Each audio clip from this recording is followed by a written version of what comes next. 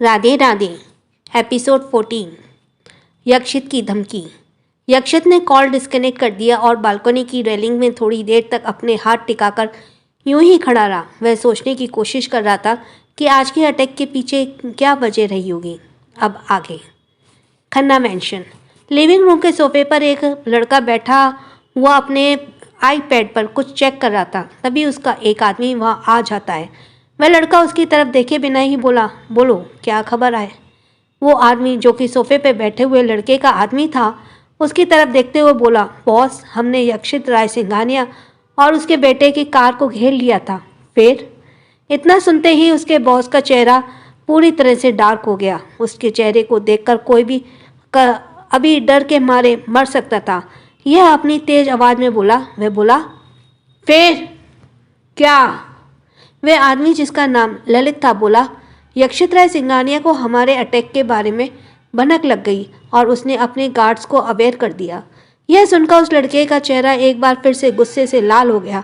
वह आगे कुछ बोल पाता उससे पहले उस लड़के का बड़ा भाई वहां आकर उसके बगल में बैठ गया। ललित अपने बॉस के गुस्से से अच्छी तरह वाकिफ था। वह अपना बचाव करते हुए बोला, बॉस ये एक ऐसी न्यूज़ लाया हूँ जिसे सुनकर आप खुश हो जाएंगे। वह लड़का गुस्से से बोला, तो खड़े खड़े मेरा मुंह क्या देख रहा है, जल्दी बताओ। ललित कुछ इमेजिन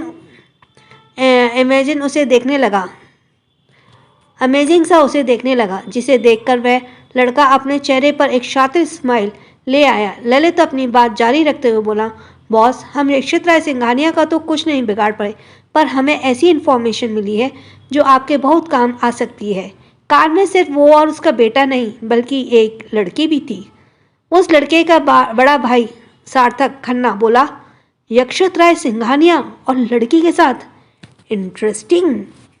ललित अपनी बातें जारी रखता है, बॉस मैंने अपने रिसोर्सेज से पता लगवाया है, ये लड़की और कोई नहीं यक्षित राय सिंघानिया की वाइफ है। यह न्यूज़ सुनकर सार्थक खन्ना और उसका छोटा भाई विक्रांत खन्ना के फेस पर डेविल स्माइल आ गई। विक्रांत वन्या की फोटो को जूम करते हुए बोला, भाई यक्षित की वाइफ बहुत हॉट है, I want to meet her. ये कहते हुए वो शातिर स्माइल करने लगा। बेशक उसे ललित की इन्फॉर्मेशन सुनकर बहुत खुशी मिली थी, क्योंकि अब यक्षित की एक और कमजोरी जो बढ़ गई थी। वह लड़का जो सोफे पर बैठा हुआ वह है विक्रांत खन्ना, एक बिजनेसमैन और अंडरवर्ल्ड से भी वास्ता रखता है। दोनों की ही जगह यक्षित उसका राइवल है, पर यक्षित की पोजीशन विक्रांत से नहीं कहीं ज़्यादा है। बस यही वजह उनकी दुश्मनी का कारण है।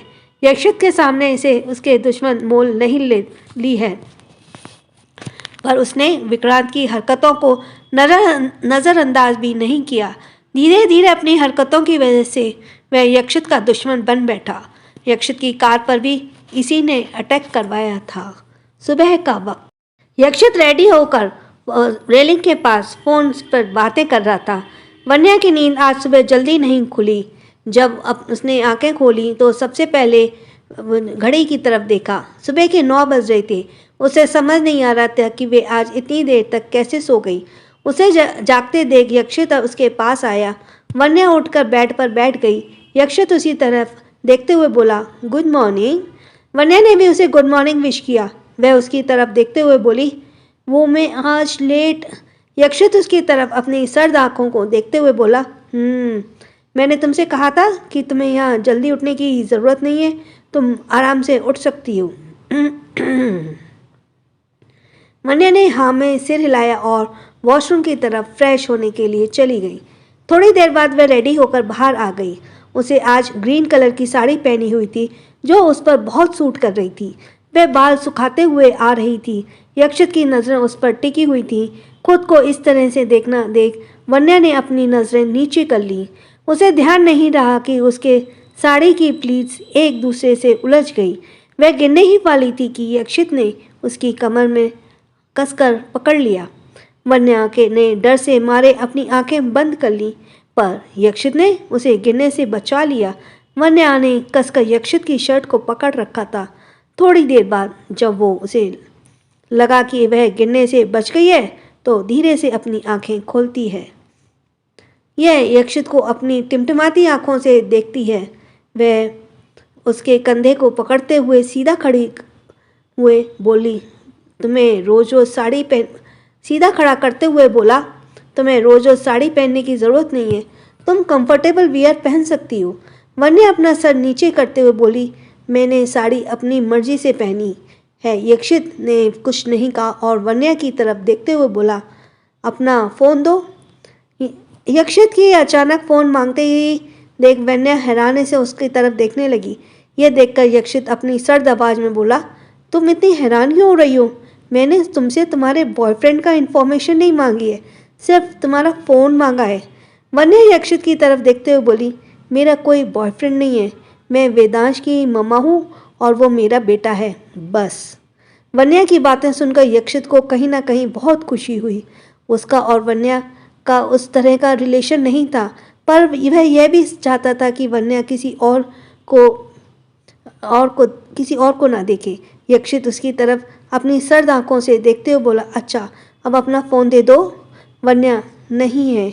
यक्षित उसकी तरफ देखने लगा, जिस पर वन्या जवाब देते हुए बोली, लगता है आप बहरे हो गए हैं, आपने सुना नहीं, मैंने कहा कि मेरे पास फ़ोन नहीं है।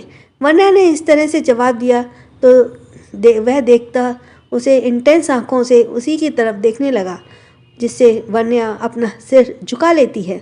वह यक्षित के एक्सप्लेन करते हुए धीरे से बोली, वो उस दिन कबीर और उसके दोस्तों ने मेरा फ़ोन को तोड़ दिया था, इसलिए मेरा फ़ोन नहीं है।